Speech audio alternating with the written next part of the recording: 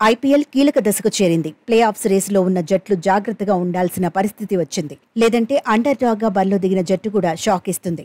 ఏ జట్టును తక్కువగా అంచనా వేసే పరిస్థితి ఉండదు. ఎప్పుడు ఎవరు ఎలా ఆడతారో ఊహించటము కష్టమే.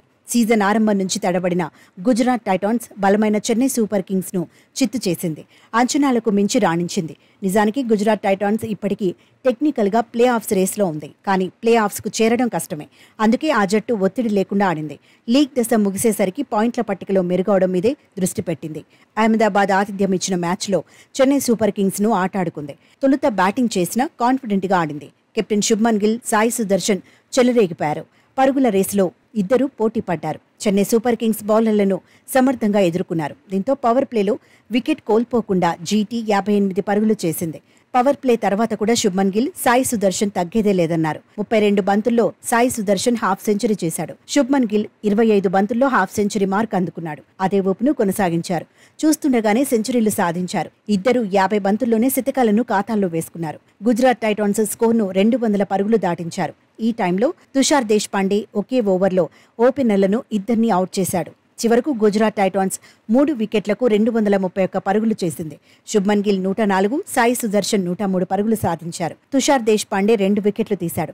232 పరుగుల టార్గెట్ చేజ్లో చెన్నై సూపర్ కింగ్స్ ఆరంభంలోనే తడపడింది. తక్కువ వ్యవధిలోనే 3 వికెట్లు కోల్పోయింది.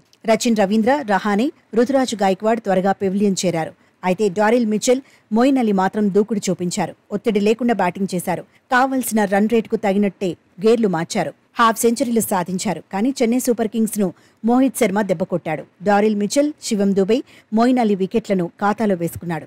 డారిల్ మిచెల్ 63, మొయిన్ అలీ 56, శివం దుబే 21 పరుగులు చేశారు. రవీంద్ర జడేజా 18 పరుగులు చేసి అవుట్ అయ్యాడు. ధోని మాత్రం చివరి వరకు క్రీజులో ఉన్నాడు. అభిమానులను ఎంటర్టైన్ చేసేందుకు ప్రయత్నించాడు. 11 బంతుల్లో 3 సిక్స్లు, 1 4 కొట్టాడు. 11 బంతుల్లోని 26 పరుగులతో నాటౌట్ గా నిలిచాడు. చెన్నై సూపర్ కింగ్స్ 20 ఓవర్లలో 8 వికెట్లకు 196 పరుగులు చేయగలిగింది. దీంతో గుజరాత్ టైటాన్స్ 35 పరుగుల తేడాతో విజయం సాధించింది. జీటీ విజయంలో కీలక పాత్ర పోషించిన శుభ్మన్ గిల్ కు player of the match award దక్కింది. ఇప్పటి వరకు 12 మ్యాచ్లు ఆడిన గుజరాత్ టైటాన్స్ 5 మ్యాచ్ల్లో గెలిచింది. 10 పాయింట్లతో పాయింట్ల పట్టికలో 8వ స్థానంలో ఉంది. 12 మ్యాచ్ల్లో 6 మ్యాచ్లు గెలిచిన చెన్నై 12 పాయింట్లు సొంతం చేసుకుంది. పాయింట్ల పట్టికలో 4వ స్థానంలో కొనసాగుతోంది.